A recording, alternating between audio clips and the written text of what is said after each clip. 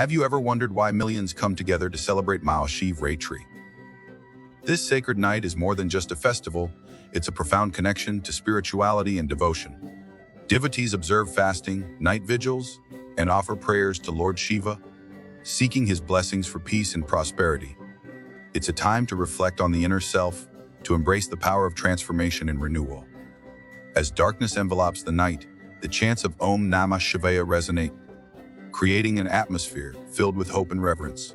Maha Shivratri reminds us of the balance between creation and destruction, urging us to let go of negativity and embrace positivity. So, as the night unfolds, let's join in this divine celebration, honoring the essence of Shiva within us all. This is more than a festival. It's a journey of the soul,